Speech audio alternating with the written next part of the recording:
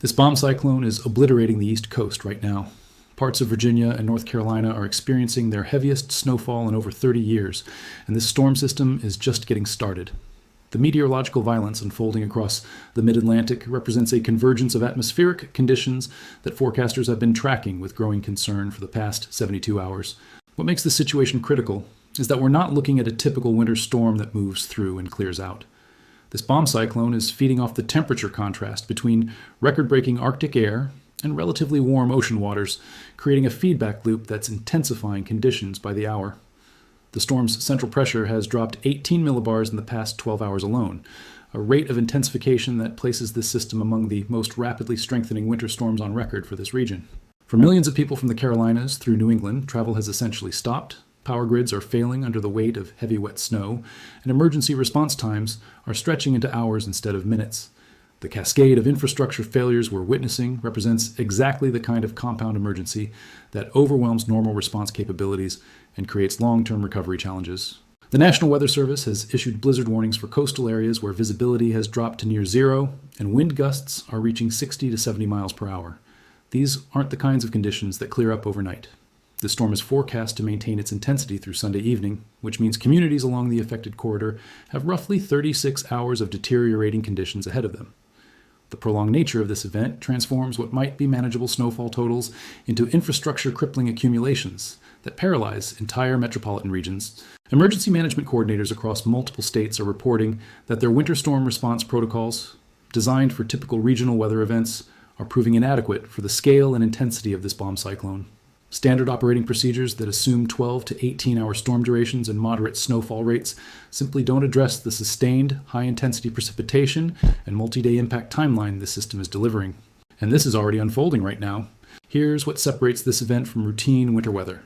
The rapid intensification process known as bombogenesis has created a storm with the characteristics of a winter hurricane. When meteorologists use that term, they're describing pressure drops and wind speeds that mirror tropical systems, but with the added complexity of snow, ice, and sub-freezing temperatures that make recovery exponentially more difficult. Reports coming in from Raleigh show 4.5 inches of snow accumulation in just the past 6 hours, with rates reaching 2 inches per hour at times. Charlotte is approaching 4 inches, and Norfolk, Virginia, has already exceeded 6 inches, with the heaviest snow bands still offshore. These totals might not sound catastrophic to someone in Minnesota, but for infrastructure that rarely handles significant snow loads, even moderate accumulations create cascading failures. The snow falling across the region carries exceptionally high water content due to the storm's coastal moisture source, creating what meteorologists call heart attack snow because of the extreme physical effort required to move it. This heavy, wet snow adheres to power lines and tree branches with devastating efficiency, while simultaneously making manual snow removal exponentially more difficult for residents and cleanup crews. State transportation departments are reporting that their standard rock salt supplies are proving ineffective against the current precipitation type and intensity.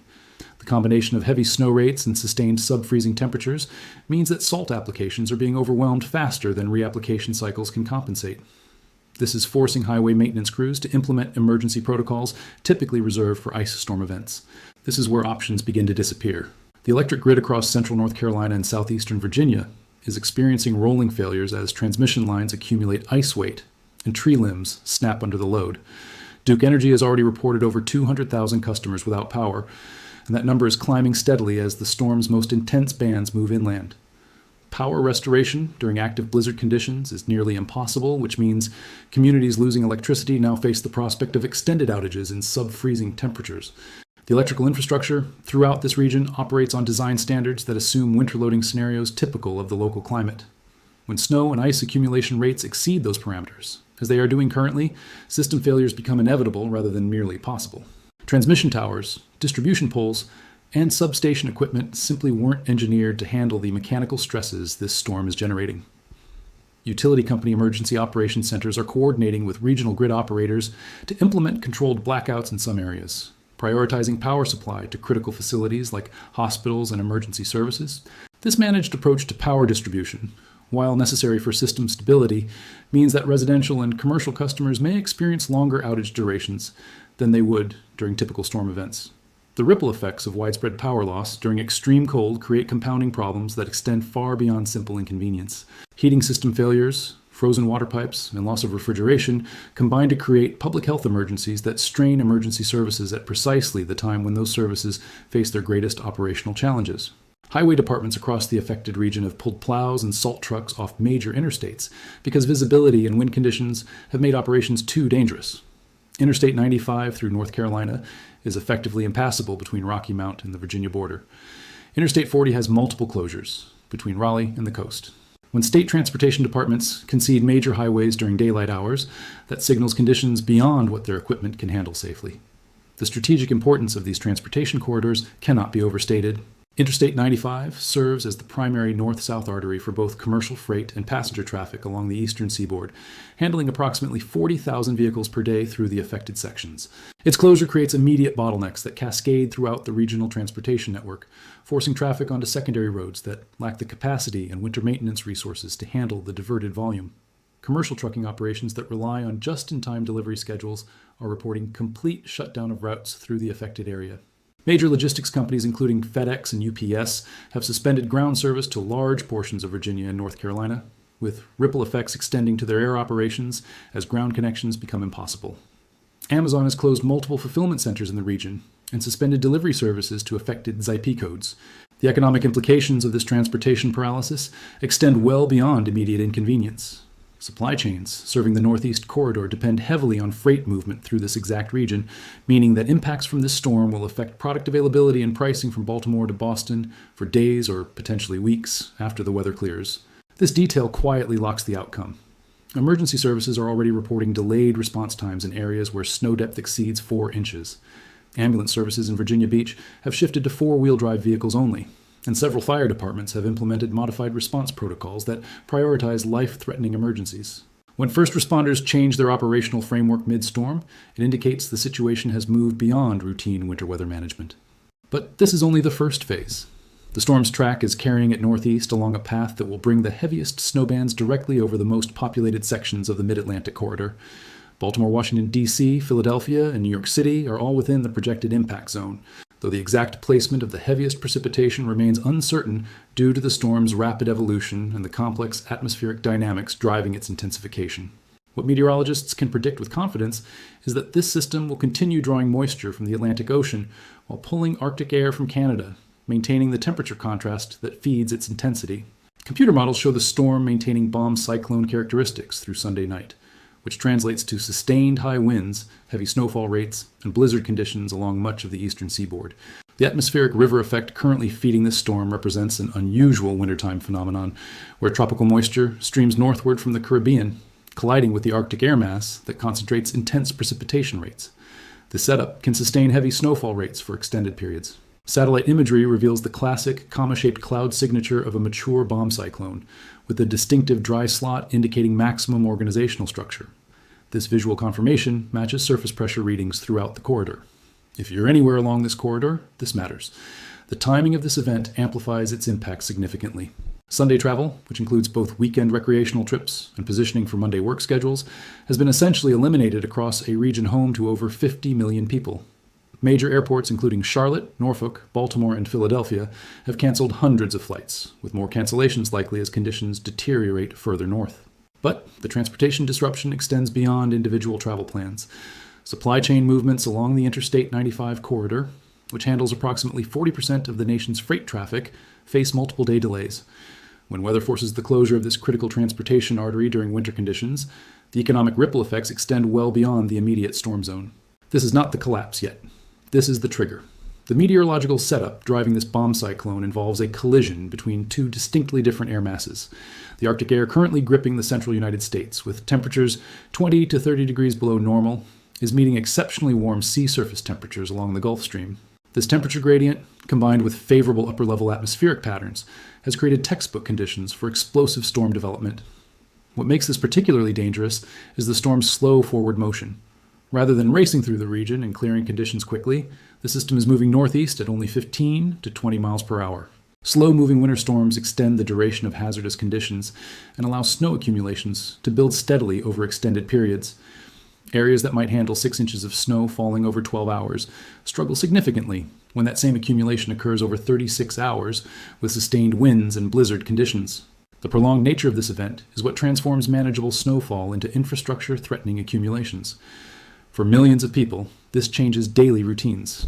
The coastal flooding component of this storm adds another layer of complexity that inland communities rarely consider during winter weather. The same intense low-pressure system driving the heavy snow is generating storm surge effects along the coast, with water levels running 2 to 4 feet above normal high tide from Cape Hatteras north through the Chesapeake Bay. Coastal flooding during winter storms creates unique hazards because the combination of salt water, freezing temperatures, and high winds can damage infrastructure in ways that neither flooding nor winter weather alone would cause. Electrical substations, transportation infrastructure, and emergency facilities located in coastal zones face compound threats that strain response capabilities. And this is already happening tonight. The wind component of this storm deserves particular attention because sustained winds above 35 miles per hour transform falling snow into ground blizzard conditions, regardless of visibility. Current observations show wind gusts reaching 50 to 60 miles per hour along the North Carolina coast, with similar conditions forecast to develop northward as the storm center tracks along the coastline. These wind speeds are sufficient to down power lines, even without ice or snow loading, but the combination of high winds with heavy wet snow creates conditions that virtually guarantee widespread electrical outages. Utility companies have pre-positioned repair crews outside the immediate impact zone, but restoration work cannot begin until wind speeds drop below safety thresholds. This timeline means that communities losing power during the height of the storm face minimum outage durations of 24 to 48 hours, even in areas with robust electrical infrastructure. Rural areas and locations served by above-ground distribution lines face the prospect of week-long outages if significant tree damage occurs. After this point, travel options narrow quickly. The storm's projected path takes it close enough to major metropolitan areas to create significant impacts, but far enough offshore that snowfall totals remain highly dependent on the storm's exact track. A shift to 50 miles east or west could mean the difference between a manageable winter storm and a paralyzing blizzard for cities like Washington, D.C., Baltimore, and Philadelphia. This uncertainty reflects the challenge of forecasting rapidly intensifying coastal storms, where small changes in track translate to dramatically different outcomes for densely populated areas. What remains consistent across all forecast scenarios is that conditions will deteriorate significantly through Sunday night, with the most severe impacts occurring during overnight hours when response capabilities are naturally reduced. The atmospheric pattern supporting this storm shows no signs of rapid weakening. Upper-level atmospheric energy continues feeding the system, and the temperature contrast between air masses remains pronounced. These factors suggest that even as the storm moves northeast, it will maintain significant strength and continue producing hazardous conditions well into Monday. This is not days away. This is happening tonight. The broader implications of this event extend beyond the immediate storm impacts. The same Arctic air mass that helped spawn this bomb cyclone remains entrenched across much of the eastern United States, meaning that any snow and ice accumulation will persist for days after the storm passes. Temperatures are forecast to remain below freezing from the Tennessee Valley through New England for the remainder of the week. Prolonged freezing conditions prevent the natural melting that typically aids in post-storm recovery. Ice accumulation on power lines, tree branches, and transportation infrastructure will remain problematic until temperatures rise sufficiently to promote melting, which current forecasts suggest may not occur until the following weekend in some areas. This creates a situation where storm impacts compound over time rather than diminishing, as communities must function with compromised infrastructure under continued harsh conditions. The recovery phase becomes significantly more challenging when sub-freezing temperatures prevent normal cleanup and repair activities. Once this phase begins, options narrow quickly. The storm's impact on air travel extends far beyond the immediate affected region due to the interconnected nature of the national aviation system.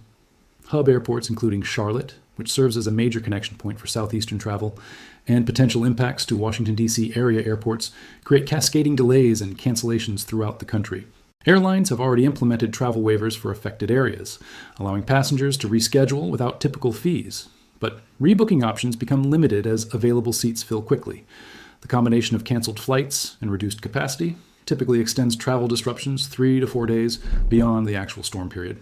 The economic impact of widespread travel disruption during a weekend extends into the business week, as personnel struggle to return to normal locations and schedules. This storm's timing maximizes disruption to both leisure and business travel patterns. What follows tends to be more disruptive. Emergency management officials across the affected region have activated winter storm protocols, but the rapid intensification of the system has compressed normal preparation timeframes. Communities that might have 48 hours to position resources and communicate with residents instead have 12 to 18 hours before conditions become too dangerous for effective response. This compressed timeline affects everything from salt truck deployment to emergency shelter activation. The storm's intensity developed faster than typical warning lead times allow, creating a situation where response capabilities are playing catch-up with rapidly deteriorating conditions. The National Guard has been activated in Virginia and North Carolina, with additional states likely to follow as the storm tracks northeast. Military resource deployment during winter storms typically indicates that civilian emergency capabilities may be insufficient for the anticipated scope of impacts throughout the affected corridor. This is a setup people often underestimate, until margins disappear entirely, creating compound emergencies that test emergency management infrastructure beyond designed parameters